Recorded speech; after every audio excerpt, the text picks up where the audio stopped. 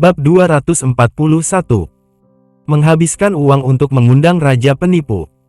Di dalam hotel, sekelompok orang menunggu dengan panik. Arta tiba-tiba menunjukkan ekspresi murung, dia menyalakan sebuah jimat dan mengguncangnya dengan angin.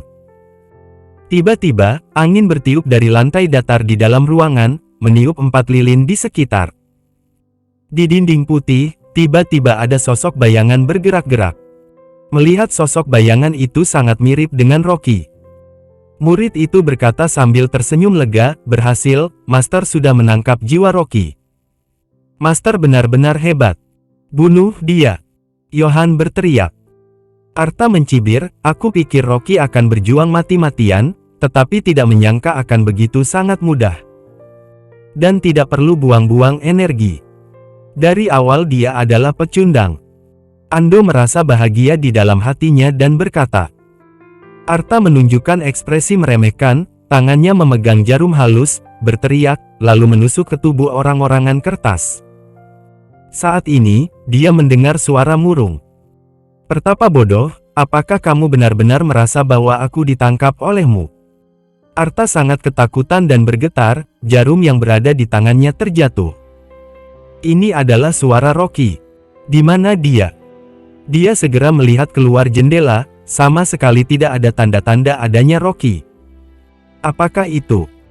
Wajah Arta berubah drastis, dia menatap bayangan hitam di dinding, dan berubah warna. Bagaimana mungkin? Jiwa yang tertahan oleh arai yang dia gunakan, tidak memiliki kesadaran sama sekali, dan tidak mungkin bisa mengeluarkan suara. Dia pernah melihat di buku kuno, Master yang sangat hebat, dapat memisahkan jiwa dari tubuh. Tapi semua itu hanyalah legenda, setidaknya perlu berlatih ratusan tahun. Bagaimana bisa Rocky, seorang bocah bodoh, memiliki kemampuan yang begitu hebat?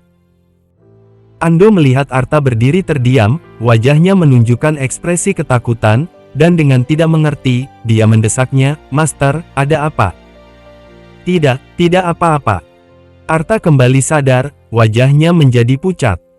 Dia tidak bisa kehilangan muka di depan orang ramai. Dia menggigit bibirnya dan berkata, bahkan jika jiwamu tidak terkendali, tapi tidak ada yang bisa melarikan diri dalam kondisi dementor ini. Selesai berbicara, Arta mengambil jarum perak, tanpa ampun menusuk ke pinggang orang-orangan sawah. Jarum perak menembus orang-orangan sawah tersebut. Di dinding, bayangan Rocky dengan perlahan bergerak. Arta mendongakkan kepalanya dan menyeringai, bagaimana, apakah kamu merasakan sakit? Sebelum dia selesai berbicara, rasa sakit yang menusuk datang dari pinggang kanannya, yang membuatnya menahan nafas dan harus membungkuk untuk menutupi pinggangnya. Rasa sakit itu datang secara tiba-tiba, seolah-olah seseorang sudah memotong ginjalnya dengan pisau. Arta setengah berlutut, ekspresi wajahnya pucat, di dalam hatinya sangat ketakutan. Bagian dirinya yang sakit hanyalah tempat di mana orang-orangan sawah yang dia tusuk dengan jarum barusan. Ini sangat jelas, seharusnya yang sakit adalah Rocky, bagaimana bisa menjadi berbalik ke dirinya. Murid-murid di sekitar juga tercengang. Melihat ini, Johan berdiri dengan cemas dan bertanya, Master, ada apa denganmu? Tidak apa-apa. Arta mengertakkan gigi dan bersabar, dia tidak bisa kehilangan muka di depan orang-orang ini, selain itu, dia merasa bahwa teknik merebut jiwanya, sama sekali tidak mungkin ada kesalahan. Itu pasti di luar dugaan. Arta berdiri dan mengambil jarum perak, dia mengumpulkan semua kekuatan tenaga dalamnya, dan matanya menunjukkan ekspresi marah, dan menusuk paru-paru orang-orangan sawah itu. Begitu jarum masuk. Ah! Arta dengan keras berteriak, orang-orangan sawah yang berada di tangannya terjatuh. Paru-parunya seperti ditusuk dengan pisau, sangat menyakitkan. Dia tidak bisa lagi bertahan, setengah berlutut, mulutnya segera menyemburkan darah. Bagaimana mungkin? Mengapa bisa mengenai dirinya? Mata Arta menunjukkan ekspresi ketakutan, perasaan dingin dari tulang belakang mulai naik. Dia mendongak dan melihat bayangan hitam di dinding tidak bergerak, seolah-olah sedang menertawakannya. Master! Tiba-tiba, orang-orang di sekitar berteriak. Dua murid bergegas menghampiri Arta untuk membantunya berdiri. Johan juga kaget, dia benar-benar tidak menyangka Arta akan memuntahkan darah. Pada saat ini, terdengar suara Rocky tanpa perasaan, muncul di benak Arta lagi. Kenapa? Datang lagi. Arta duduk di bawah, badannya sedikit gemetar, menatap orang-orangan sawah yang berada di bawah, wajahnya penuh kepanikan. Dia tidak akan pernah berani bertindak ceroboh lagi. Orang-orangan sawah ini sangat jelas merupakan 8 karakter di hari ulang tahun Rocky, tetapi hasilnya dia melukai dirinya sendiri. Dia mendongak, terengah-engah, menatap bayangan di dinding, matanya menunjukkan ekspresi ketakutan. Apakah Rocky mampu melakukan pemisahan jiwa? Jika benar-benar seperti ini, posisi Rocky beberapa kali lebih tinggi dari dirinya. Jika dia ingin menghancurkan dirinya, itu tidak ada bedanya dengan membunuh semut. Tapi, bagaimana mungkin? Dia belum pernah melihat kultivasi tingkat tinggi seumur hidupnya. Kalaupun ada, itu tidak akan mungkin Rocky. Wajah Arta sangat murung, dia kesakitan dan ketakutan, dia terbaring di bawah seperti anjing mati dan seluruh tubuhnya bergetar. Ando juga tersadar dari keterkejutannya, dan kekagumannya pada Arta di dalam hatinya berkurang lebih dari setengah. Dia bergumam, "Kakak sepupu, aku lihat kamu menghabiskan uang 100 miliar rupiah, apakah kamu mengundang raja penipu?"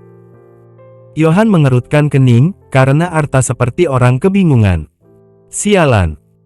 Berpikir master seharga 100 miliar ini sangat kuat, tetapi tidak menyangka ternyata dia hanyalah seorang sampah. Johan merasa tertipu dan berkata dengan wajah muram, "Arta, kamu ingin mempermainkan aku, beraninya kamu menipuku. Aku tidak akan membiarkanmu keluar dari kota Gopo hidup-hidup." Masih mengatakan bahwa dirinya membunuh Master Zhu, dan begitu sombong. Ando berkata dengan sinis, "Kakak sepupu, aku sudah sering melihat raja penipu seperti ini, Rocky sangat hebat, dia adalah Master Feng Shui di kota Gopo. Sebenarnya dia hanyalah sampah." Johan sangat marah dan menatap Arta. Sampah ini belum melakukan apa-apa, dirinya sudah terkapar dulu. Arta tersentak, karena dua orang mengomentarinya, dia sangat marah. Dia mendorong murid-muridnya ke samping, mengertakkan gigi dan berdiri. Jika dia tidak membunuh Rocky hari ini, dia tidak akan bisa membalas dendam untuk adik seperguruannya, dan dia tidak akan memiliki posisi di bidang geomantik ke depannya. Tidak hanya kehilangan reputasi, tetapi akan diejek seumur hidup jika dirinya kembali ke sekolah. Arta berteriak, menggigit ujung lidahnya, seteguk darah muncrat pada orang-orangan sawah tersebut. Guru. Murid-murid di dekatnya sangat terkejut. Ini adalah kekuatan sihir guru, bertarung dengan mempertaruhkan nyawanya. Bagaimana bisa Rocky membuat master bertarung dengan mempertaruhkan nyawanya? Seteguk darah kotor, meludahkan noda darah ke orang-orangan sawah tersebut. Arta seolah-olah gagal, menghela nafas berat, tapi wajahnya tampak terengah-engah.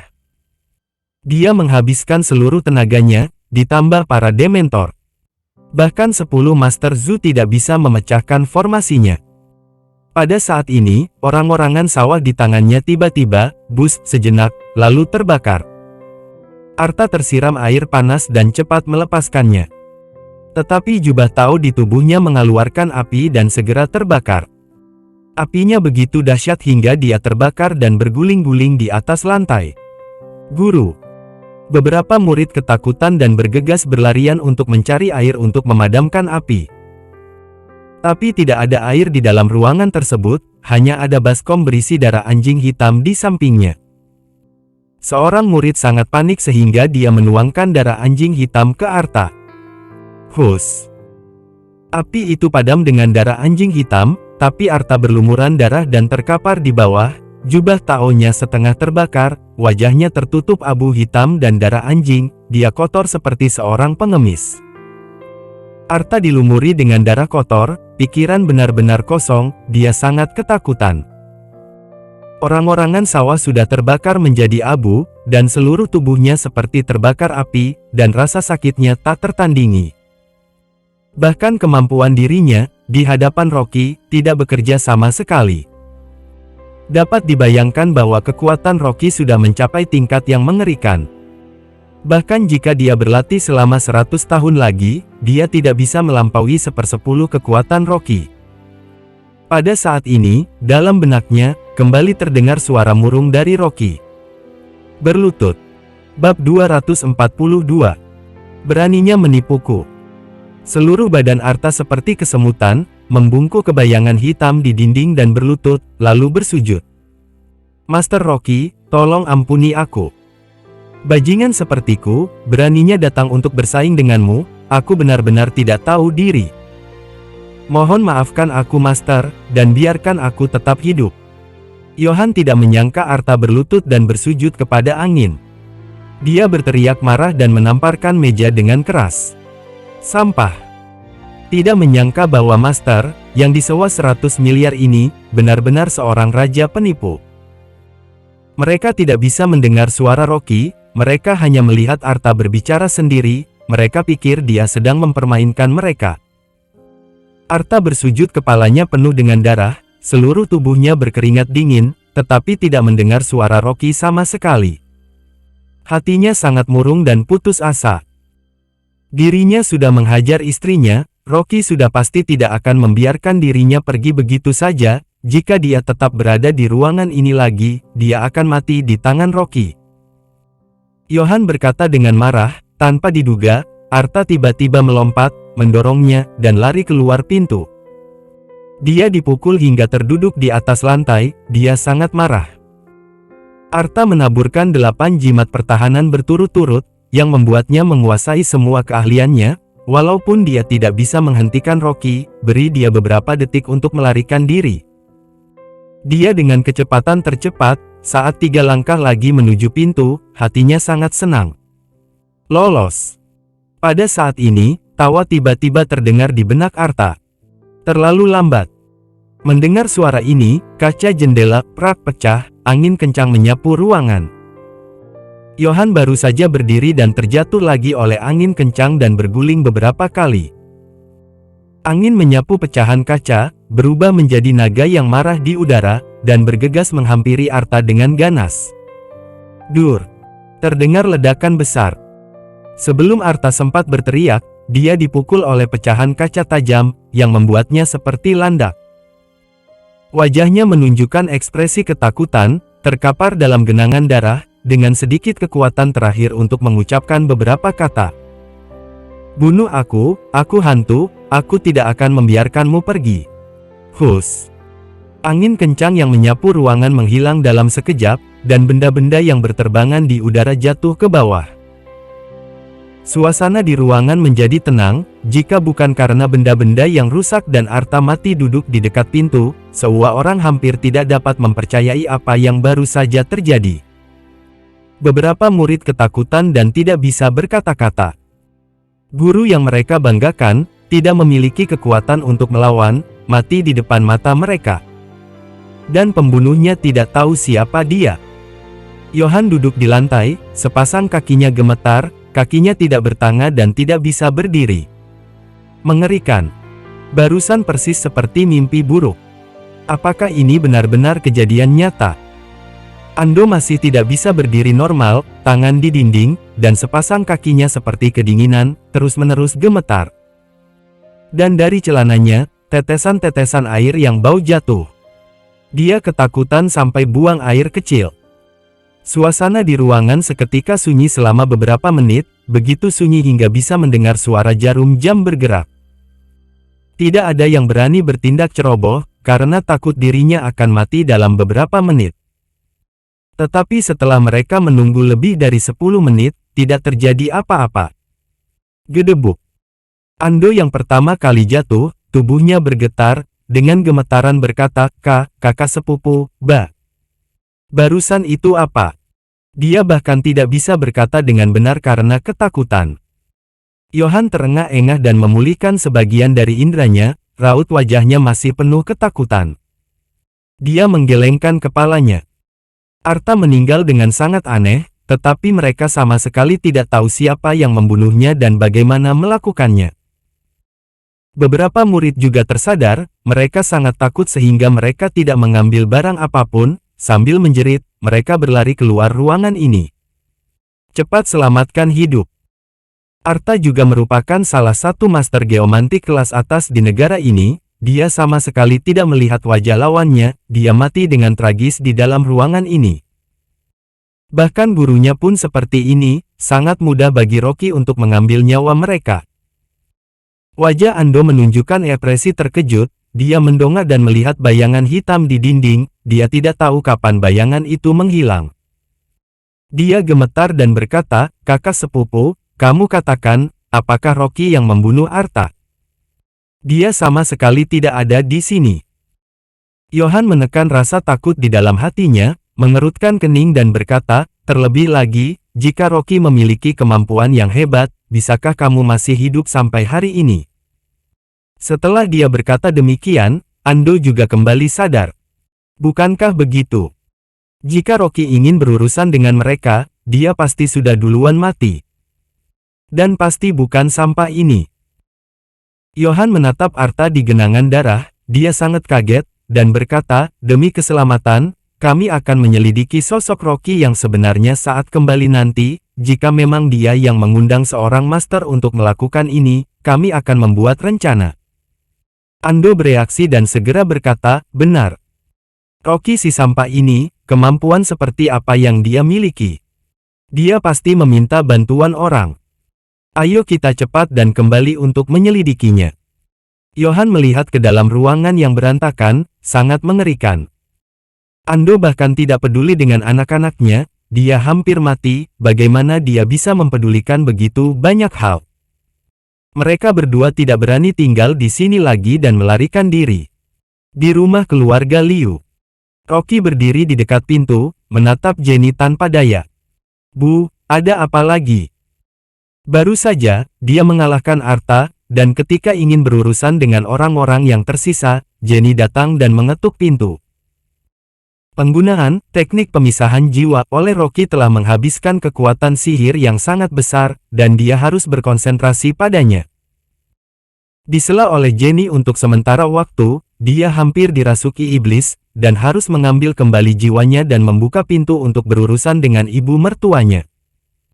Jenny berdiri di pintu dengan marah, dan memukul wajahnya dengan sapu di tangannya. "Sampah kamu, berani-beraninya kamu menipuku. Kartu apa yang kamu berikan kepadaku?" "Aku pergi ke bank untuk memeriksa rekening, manajer lobi menyuruh petugas keamanan untuk menangkapku dan mengambil kartuku." "Orang bank menangkapmu?" Rocky kebingungan. Sama sekali tidak ada masalah dengan kartu bank yang dia berikan kepada ibu mertuanya. Jenny mengertakkan gigi dan mengayunkan sapu ke arahnya beberapa kali. Rocky mengambil sapu tersebut dan berkata, "Bu, kamu pergi ke bank mana?" "Bank mana lagi, kalau bukan Bank of China? Kamu memberiku kata sandi yang salah." Jenny sangat marah sehingga dia berteriak, "Sekarang setelah kartunya diambil, aku dipermalukan, sekarang kamu harus pergi ke bank bersamaku. Berikan pengertian kepada mereka, kamu adalah pembohong, dan aku bukan." Rocky terdiam beberapa saat, ibu mertuanya demi reputasinya, menaruh semua kesalahan kepada dirinya. Tapi dia juga merasa bingung, kata sandi yang dia berikan seharusnya benar, apakah Jenny salah mengingatnya? Ada dua wanita yang sedang tidur di kamar, dan dia jelas tidak ingin pergi ke bank. Tetapi kekuatan bertarung Jenny tidak bisa ditahan oleh Rocky. Akhirnya, Rocky ditarik oleh Jenny dan pergi ke bank. Untungnya, Bank of China dekat dengan rumahnya, dia memperkirakan bahwa kedua wanita itu tidak akan bangun setidaknya dalam waktu 2 jam, yang merupakan waktu yang cukup baginya untuk menyelesaikan masalah. Bab 243. Emas murni 24K. Jenny marah di sepanjang jalan, menarik Rocky datang ke lobi Bank BCC. Begitu masuk pintu, dia sudah berteriak keras berkata kepada manajer lobi. "Semuanya kemari, tadi kalian masih menyalahkanku. Sekarang aku sudah membawa orangnya kemari, kalian tanya dia sendiri. Biarkan dia memberitahu kalian dengan jelas." Rocky sungguh tidak tahu harus mengatakan apa. Rupanya ibu mertuanya dengan terburu-buru menariknya ke bank, untuk menyelamatkan gengsinya, mendorong dirinya masuk. Begitu mendengar Rocky adalah pemilik kartu bank, manajer lobi langsung membawa beberapa karyawan berjalan kemari, melihat Rocky dari atas ke bawah dengan waspada, lalu bertanya, "Tuan, apakah kartu ini adalah milikmu sendiri?" "Benar. Tolong tunjukkan kartu identitas Anda." Rocky tercengang, menggeleng dan berkata, "Tidak bawa." Dia sedang melatih praktik, tiba-tiba ditarik Jenny keluar, mana mungkin teringat untuk membawa kartu identitas. Hehe. Manajer lobi dalam sekejap terpaksa tersenyum berkata, "Maka maaf sekali, hanya bisa meminta Anda menunggu di sini sementara, tunggu polisi datang mengurus." Rocky mengerutkan keningnya, dengan suara dingin bertanya, "Apa maksud kalian, masih harus memanggil polisi?" Manajer lobi berkata dengan menyindir, "Karena kami curiga, kartu ini adalah barang curian Anda. Anda juga berani sekali membawa kartu curian datang ke bank, aku merasa IQ Anda rendah sekali." Saat ini, seorang karyawan magang wanita di sebelahnya, dengan takut berkata, "Manajer, bisa jadi kartu ini sungguh miliknya." "Apa yang kamu tahu?"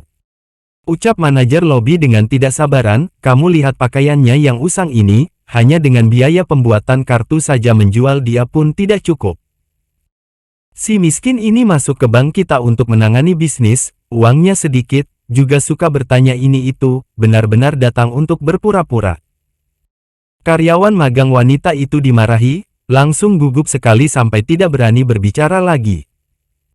Rocky berbicara dengan dingin, "Atas dasar apa kamu memastikan kalau kartu ini adalah hasil curianku?" "Karena ini adalah kartu cadangan tamu VIP di kantor pusat Bank BBC, kartu utamanya adalah berwarna emas, kartu cadangannya berwarna perak, hanya ada 30 di negara," ucap manajer lobi, menggunakan tatapan hina melihat Rocky dari atas ke bawah, lalu menertawai berkata, "Klien yang mendapatkannya adalah daftar orang kaya di negara, sedangkan kamu tidak mungkin." Rocky tercengang. "Dasar tidak berguna. Berani-beraninya mencuri kartu bank menipuku." Jenny mendengarnya, langsung emosi dan berteriak, "Kalau kamu tidak mampu ya sudah, berani-beraninya malah melakukan hal yang di luar dari kemampuanmu. Apakah kamu ingin membuatku ditangkap?" Sambil berkata, Jenny tidak memikirkan di dalam lobi bank masih ada orang lain, menendang juga memukul Rocky di hadapan banyak orang. Dia sungguh emosi sekali. Dia berdandan seperti istri orang kaya, datang ke bank untuk menarik uang, malah dianggap bank sebagai pencuri. Semuanya disebabkan oleh si orang tak berguna ini. Rocky menahan kepalan tangan Jenny, tenaganya yang kecil ini bagi Rocky hanya geli-geli saja. Tapi dalam hatinya bertanya-tanya, kenapa kartunya sendiri bisa bermasalah. Dalam sekejap, ekspresi Rocky berubah, langsung mengeluarkan dompetnya dan melihat. Dalam sekejap, dia langsung terdiam. Persetan. Sudah salah ambil kartu. Kartu bank yang dibuatkan Dewi masih tersimpan baik di dalam dompet. Sedangkan yang dia berikan kepada Jenny, adalah kartu cadangan tamu VIP, meskipun tidak bisa menggunakan semua dana di kartu utama, tapi hanya bagian yang bisa digunakan saja nominalnya sudah luar biasa sekali. Seperti yang dikatakan manajer bank, kartu ini sama sekali tidak akan dibagikan kepada orang biasa, dan juga hanya membagikan 30 lembar, semuanya adalah orang kaya kalangan atas. Mata jeli Jenny, melihat kartu bank di dalam dompetnya, langsung merebutnya. "Wah, Rocky. Bukannya kartu bank ada di dompetmu, apakah kamu sengaja menggunakan kartu yang kamu curi untuk membohongiku?" Sambil mengatakannya, dia mengangkat telapak tangannya, memukul Rocky. "Ma, kamu ambil kartu ini, cepat pergi tarik uang." Rocky langsung menyodorkan kartu kepada Jenny, mencoba menggunakan uang mengelabuhinya. Tapi Jenny sedang emosi, dia paling mementingkan gengsinya, tadi barusan dianggap pencuri oleh orang bank, harga dirinya sudah diinjak-injak, sekarang seluruh amarah dilampiaskan kepada Rocky. Dia langsung menerima kartu bank, tapi malah menarik Rocky, memarahi habis-habisan. Keributan di sini, sudah memancing perhatian segerombol besar orang. Semua orang juga sudah mengerti keadaan, dengan mental menonton keributan, menyalah-nyalahkan. Cih, pemuda ini lumayan tampan, tidak disangka seorang penipu, sungguh tidak boleh menilai seseorang dari wajah. Ingin mengambil kartu VIP Bank BBC untuk menipu, juga tidak melihat penampilan dirinya dulu. Hanya dengan penampilan lusuh itu, juga mau berpura-pura sebagai orang kaya, lucu sekali. Ada orang yang masih muda, tapi tidak mau harga diri. Orang seperti ini, asalkan kasih dia uang saja, suruh dia berlutut di atas lantai memanggilku kakek juga mau. Manajer melipat kedua tangan, seperti menonton keributan berdiri di sebelah, dengan hina berkata, kartu ini baru seharusnya kamu pakai. Kartu bank VIP bank kami, tidak akan dibagikan kepada orang rendahan. Omongan tidak benar orang di mana-mana, ditambah dengan ketidaklogikanya Jenny, membuat amarah Rocky naik ke kepala. Dia menahan hina dan amarahnya di keluarga Rieo. Itu karena istrinya, sama sekali bukan untuk dimalukan oleh Jenny dan yang lainnya. Wajah Rocky muram, langsung menghempas tangan Jenny, langsung mengeluarkan sebuah kartu bank dari dompetnya. Plak. Dia menghempar kartu banknya di meja di hadapan manajer, dengan dingin berkata, buka lebar matamu lihat, apa ini? Kartu berwarna emas yang berkilau, berkedip di bawah cahaya. Kartu ini, bisa-bisanya dibuat dari kartu emas murni. Keributan di sekitar, dalam sekejap langsung menjadi hening. Tatapan yang tak terhitung, semuanya menatap lekat kartu itu. Ini adalah... Ekspresi manajer berubah, dalam sekejap tercengang, wajahnya langsung berubah merah. Ini adalah kartu emas utama, meskipun kaya, juga tidak bisa membuat kartu semacam ini, harus orang yang berstatus tinggi di dunia bisnis. Banyak sekali pemikiran yang terlintas di dalam otak manajer, awalnya berpikir, kartu ini juga dicuri oleh Rocky. Dia dengan suara tegas berkata, hebat sekali, tidak sangka barang curianmu, bahkan kartu utama juga berani kamu curi. Tidak sangka kamu masih muda, rupanya adalah maling profesional. Kemari, tangkap maling ini, berani-beraninya menarik nominal besar bank, juga tidak berkaca melihat penampilan sendiri. Karyawan magang wanita juga terkejut, dengan ketakutan melihat, manajer, lebih baik pastikan identitasnya dulu, aku lihat dia tidak seperti orang jahat. Dia ini adalah orang miskin, kenapa ini saja kamu tidak bisa melihat jelas? Manajer tidak sabaran sekali. Wajah Rocky dingin, mengeluarkan sebuah kartu lagi, melempar ke hadapannya. Kartu ini juga punyaku. Sebuah kartu emas murni, sungguh sudah menyilaukan mata semua orang. Kartu ini jauh lebih mewah lagi. Rupanya kartu emas murni 24 karat, dan juga di belakang kartu terdapat puluhan berlian, membentuk 4 huruf. Rocky. Sinar berlian yang berkilau di bawah lampu, membuat orang silau. Kartu bank berlapis emas, tidak sedikit orang pernah melihat, tapi kartu bank berlian, di dunia ini langka kali dijumpai. Dalam sekejap, semua orang di sekitar tercengang, semua memanjangkan leher melihat kemari. Jenny juga menahan nafas, menatap lekat kartu bank itu. Emas. Dan juga ada berlian. Berapa harganya ini? Orang tak berguna yang pantas mati ini, berani-beraninya menyimpan kartu berharga ini, bisa-bisanya tidak memberitahunya. Hanya dengan berlian di atas kartu ini dijual, pasti akan berharga puluhan juta lebih. Jenny marah sekali. Saat semua orang tercengang, dia tiba-tiba berlompat seperti kelinci, dengan kecepatan kilat, langsung mengambil kartu dan menahan kuat.